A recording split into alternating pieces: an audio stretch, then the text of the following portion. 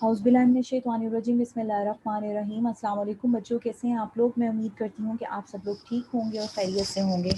अच्छा बेटा, आज जो हमारा टॉपिक है दैट इज़ ऑर्डर कार्निवोरा में हम लोगों ने 3 कार्निवोर्स को देखेंगे, बेयर को, मार्टिन और बैजर को। ठीक है, तो ये 3 हम एनिमल्स को देखेंगे। इसके अलावा हम लोग बियर बेटिंग क्या होती है, जैसे कि आपको इस पिक्चर में नज़र भी आ रहा है, और रोल ऑफ़ एनजीओज़ इन पाकिस्तान क्या है, वो भी हम लोग देखेंगे। तो बेटा उससे पहले हम लोग दुआ पढ़ लेते हैं। रब्बि इश्रह ली सदरी व यस्सिर ली अमरी वाहलुल उक़दतम मिन लिसानी यफ़क़हू क़ौली। अल्लाहुम्मा रब्बि ज़िदनी इल्मा, अल्लाहुम्मा रब्बि ज़िदनी इल्मा, अल्लाहुम्मा रब्बि ज़िदनी इल्मा। ओके बेटा, जो ये हमारा जो फर्स्ट पिक्चर है, इसके अकॉर्डिंग आपको बियर बेटिंग का तो वैसे ही कॉन्सेप्ट समझ आ गया होगा कि बियर बेटिंग एक ऐसा गेम है, एक ऐसा स्पोर्ट है जिसके अंदर बेयर और डॉग की लड़ाई करवाई जाती है, जिसमें डॉग जो है वो बाइट करता है बार बार बेयर के मुंह के ऊपर, और बेयर भी अगेन अपने पंजों से लड़ाई करता है डॉग से। और ये एक वेरी ब्लडी काइंड ऑफ मतलब खून खराबे वाला एक ये स्पोर्ट है, जिसके अंदर बाज़-औक़ात बेयर की जो है वो डेथ भी, ज़्यादातर बेयर की बाद में डेथ हो जाती है। ठीक है, और यहाँ पर ये जो पिक्चर आपको नज़र आ रही है, ये मैंने इसलिए यहाँ पर पेस्ट किया है क्योंकि ये जो स्पोर्ट है ये सबसे पहले ब्रिटिश कॉलोनाइज़र्स जो हैं, यानी जो ब्रिटिश में रहने वाले पुराने ज़माने में जो लोग थे, उनका ये एक फ़ेवरेट स्पोर्ट गेम था। तो उन्होंने ये इंट्रोड्यूस करवाई थी जब वो पाकिस्तान सब कॉन्टिनेंट के अंदर आए थे। आपको पता है कि अंग्रेज़ जब बड़े सग़ीर पाको हिंद के अंदर जब वो लोग आए, तो अपने साथ बहुत सारी चीज़ें भी साथ लेकर आए। तो ये स्पोर्ट जो है वो उन्होंने पाकिस्तान के अंदर इंट्रोड्यूस करवाया। तो यहाँ पर अगर आप बैकग्राउंड में देखेंगे तो ये पाकिस्तानी पीपल हैं, और ये वाली पिक्चर मैंने इसलिए लगाई है कि आप लोगों को आइडिया हो कि ये स्पोर्ट पाकिस्तान का पहले नहीं था, ये ब्रिटिश कॉलोनाइजर्स ने इंट्रोड्यूस करवाया था। अच्छा पुत्र, अब अगर हम अगेन क्लासिफिकेशन से स्टार्ट करते हैं, तो हमें पता है कि जो हम लोग ऑर्डर कार्निवोरा देख रहे हैं, ऑर्डर कार्निवोरा में डॉग लाइक एनिमल्स को हमने लेदर कैटेगराइज कर लिया है। फैमिली कैनिडेई के अंदर हम लोगों ने वाइल्ड डॉग्स और फॉक्सेस को प्लेस किया था, और आज हम लोग फैमिली उर्सिडेई को पहले हम लोग पढ़ेंगे, जिसके अंदर हम लोग बियर्स को देखते हैं। तो बेयर्स पाकिस्तान के अंदर 2 टाइप के बेयर्स मौजूद हैं, रेड बेयर या हम उसे ब्राउन बेयर कहते हैं, और दूसरा जो बेयर है वो ब्लैक बेयर है। ठीक है, तो हम उनको देखेंगे, और उसके अलावा हम एक और फैमिली देखेंगे, मुस्टिलिडेई। ठीक है, तो इसके अंदर हमारे पास मार्टिन और बैजर्स आते हैं, तो हम उन्हें देखेंगे, लेकिन फ़िलहाल we are starting the family Ursidae. Okay, सबसे पहले तो बेटा ओवरऑल अगर हम पहले देखें कि बेयर की पहचान क्या होती है, ठीक है, तो तमाम बेयर्स के अंदर ये कैरेक्टर्स मौजूद होंगे, and then we will move toward the black bear. ठीक है, ये आपको देखने में ब्लैक बेयर लग रहा है, ये देखने में आपको ब्राउन बेयर लग रहा है, लेकिन कैरेक्टर्स इनके अंदर ये सारे पाए जाएंगे। One thing is they are heavily built animal. ये वाकई में वो जो एक सही हैवी एनिमल वाला कॉन्सेप्ट आता है ना, कि बहुत भारी भरकम वाला एनिमल है, वो होता है with the large rounded head. ये बाकायदा जैसे आप यू कैन से कि ये वाकई में राउंडेड हेड वाली फीलिंग है। अच्छा, then they have a protrusible lips होते हैं, ख़ासतौर पर लोअर लिप बड़ा प्रोड्यूसिबल होता है। बेटा हमने कभी फोकस ही नहीं किया ना, कभी एनिमल्स को इतना गौर से नहीं देखा। तो इफ़ यू विल सी, तो यहाँ पर ये इसका जो लोअर लिप है ये काफ़ी प्रोट्रूडेबल होता है। जैसे बेटा जो ब्राज़ील के लोग होते हैं, जिन्हें हम लोग जैसे हम लोग कहते हैं काले, जिन्हें हम कहते हैं, ठीक है, हबशी जिन्हें हम कहते हैं, तो उनके भी लोअर लिप बड़ा बाहर की तरफ प्रोट्रूड आउट किया होता है, तो इनका भी लोअर लिप बाहर की तरफ प्रोट्रूड आउट किया होता है। They have extremely short tail. यहाँ पर देखें कि उस लिहाज से टेल बहुत छोटी है, स्मॉल राउंडेड आईज हैं as compare to the size of a head. They have a very small eyes. ठीक है, और दे आर प्लेंटी ग्रेड। ये हमें पता है कि तमाम जो हमारे ये कार्निवोरस मैमल्स हैं जो कि डॉग लाइक हैं, वो पूरे पंजे के ऊपर चलते हैं। They walk on both heel and sole, अपना एड़ी और अपना जो सोल है उसको ग्राउंड के ऊपर टच करके चलेंगे। अच्छा, डिजिट्स वही हमारे कैनी फॉर्मिया के नॉन रिट्रैक्टेबल होते हैं। दे हैव कीन सेंस ऑफ स्मेल। ये बहुत दूर से स्मेल कर लेते हैं कि फूड कहाँ पर है।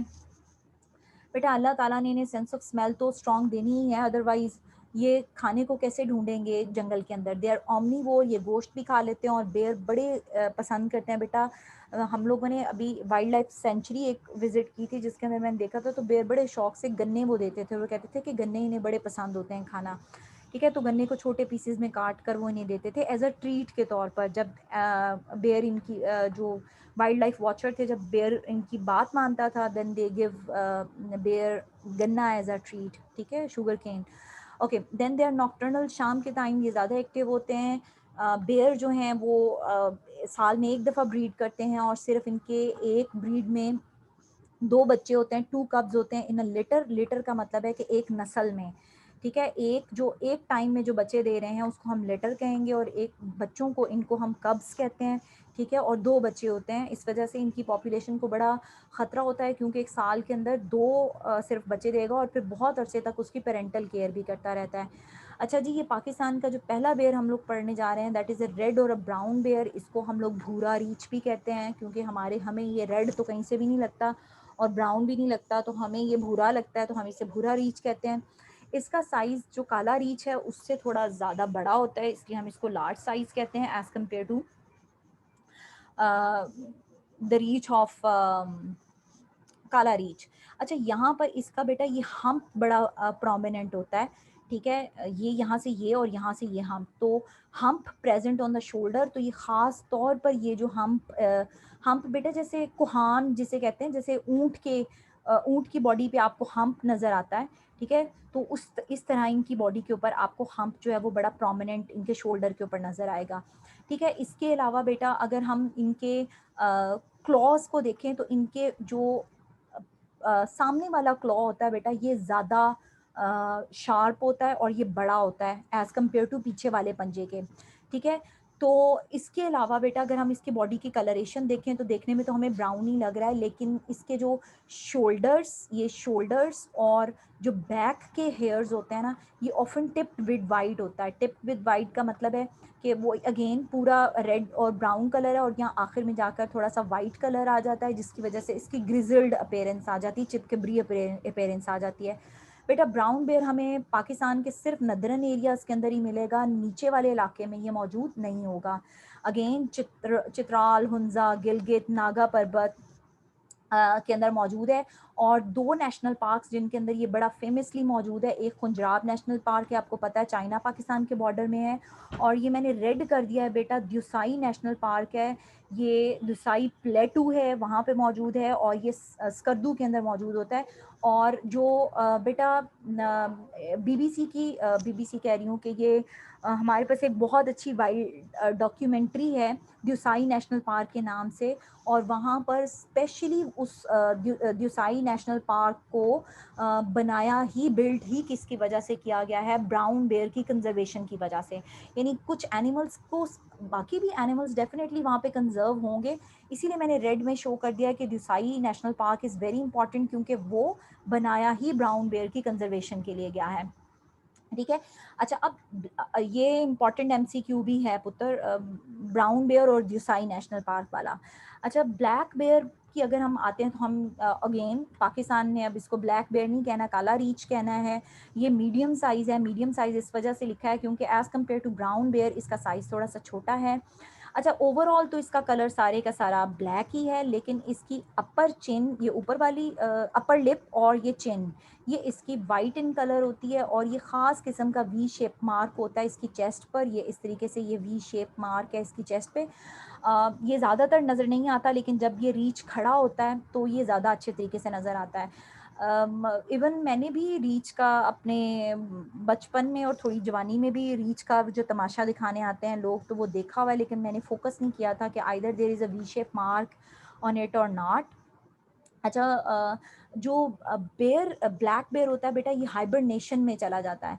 Hibernation is winter sleep. Winter के अंदर ये काफ़ी अरसे के लिए, 6-7 महीने के लिए ये सो जाता है, ये ज़्यादा एक्टिव नहीं होता है, तो इसको विंटर स्लीप कहते हैं। तो ये प्रेफर करता है कि ये विंटर स्लीप में चला जाए, ठीक है। तो बेटा क्योंकि विंटर स्लीप में जाएगा तो इसका मतलब है कि ये नदरन एरियाज़ में है, आज़ाद कश्मीर, कागान, सवात, कोहिस्तान, सदरन चित्राल, और ये ज़रा बड़े मज़े की पहाड़ियाँ लगती हैं मुझे, तोबा काकड़ की पहाड़ियाँ हैं और तख्त सुलेमान की पहाड़ियाँ जो हैं, एरिया है, वहाँ पर ये ज़्यादातर प्रेजेंट होता है। सॉलिटरी रहना ज़्यादा पसंद करता है। मदर अपने बच्चों के साथ रहती है, अपने कब्स के साथ रहती है और 3 साल तक ये अपने बच्चों की जो है वो परवरिश करती रहती है।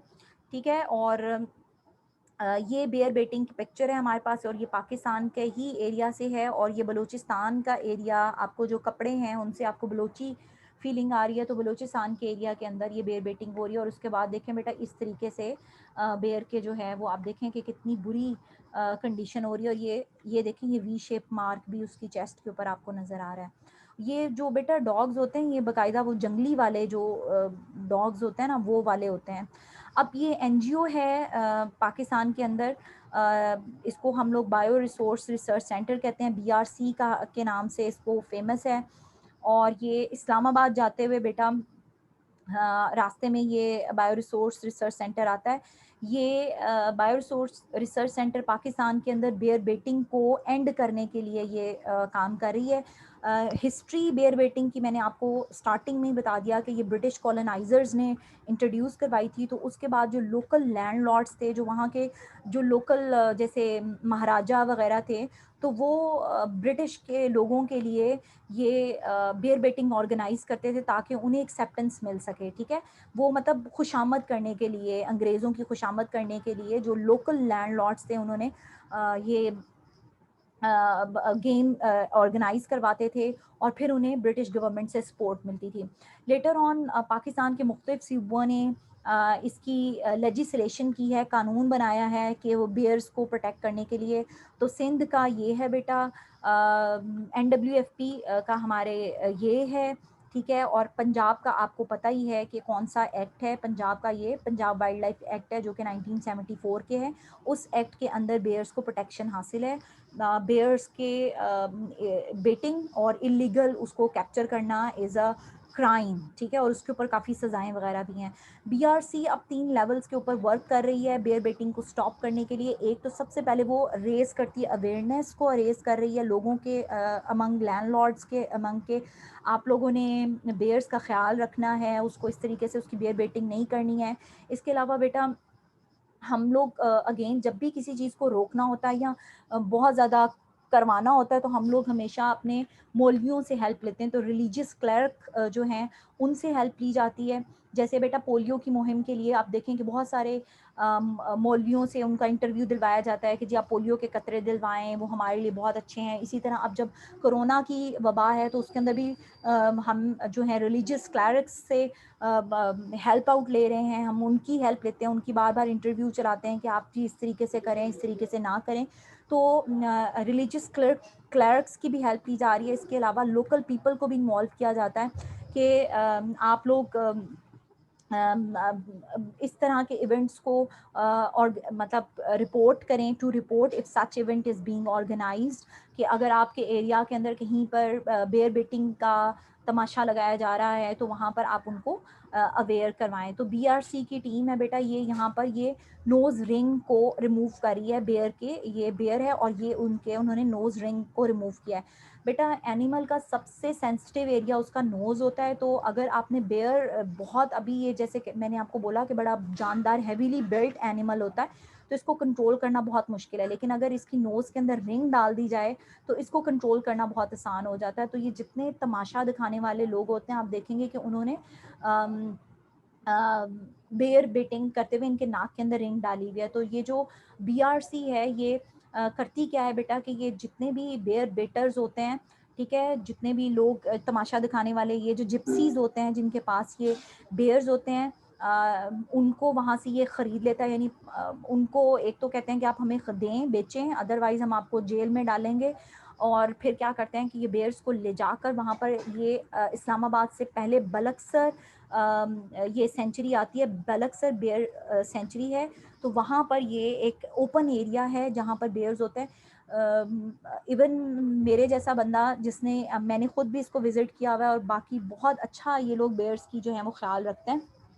और ये लोग कहते हैं कि इस फ़ोन नंबर पर आप हमें कॉल करके बता सकते हैं अगर आपके इलाके में कोई भी भालू वाला अपना तमाशा दिखा रहा है। तो ये लोग वहाँ पर पहुँचने की कोशिश करते हैं और उससे भालू को लेकर बलक्सर बेयर सेंचुरी के अंदर रख देते हैं। This is there email ID as well.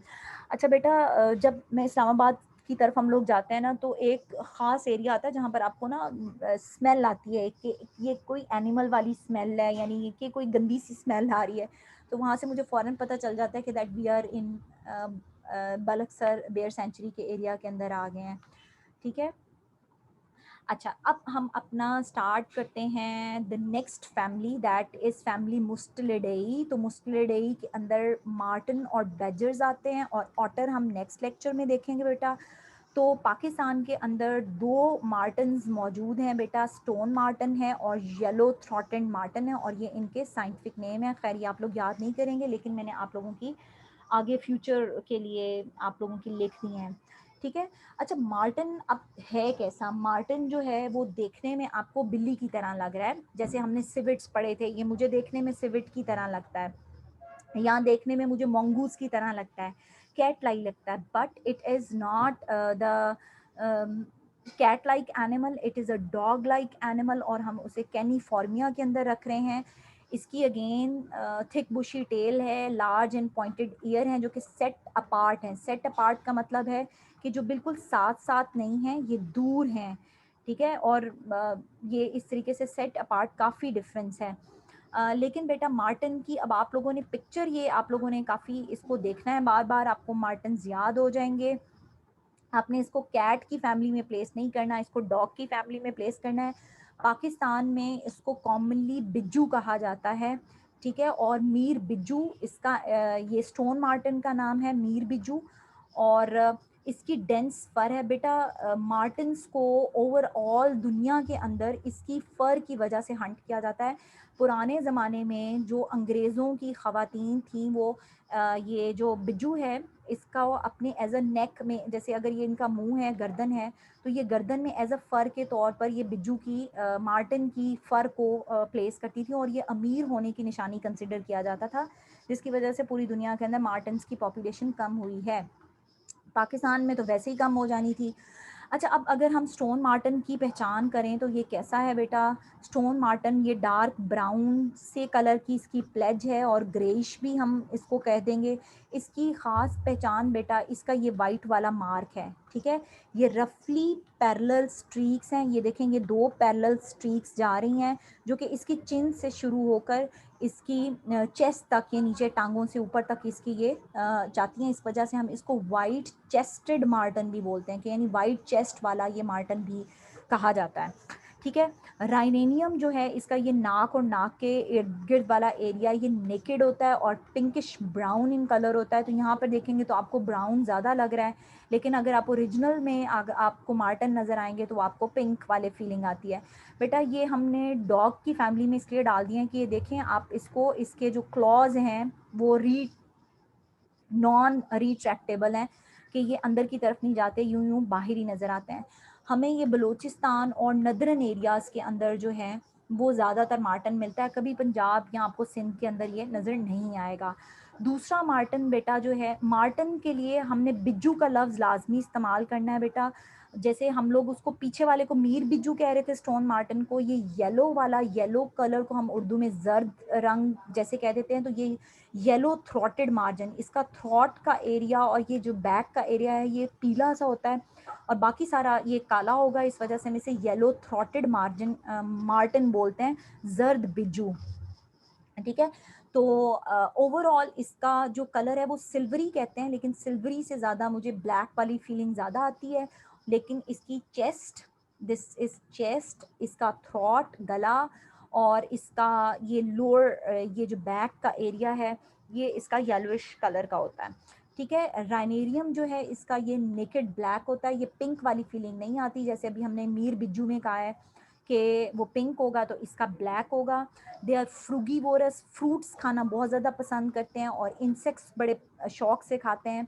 और ये भी बेटा हमारे पाकिस्तान के, अब ये बलूचिस्तान में नहीं है, ठीक है। इस तरह आप लोगों ने एनिमल्स का याद रखना है।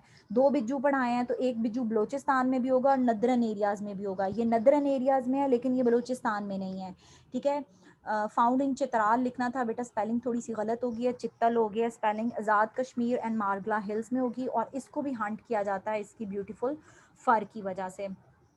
अगेन पाकिस्तान में इसकी भी पॉपुलेशन बहुत ज़्यादा डिक्लाइन कर गई है।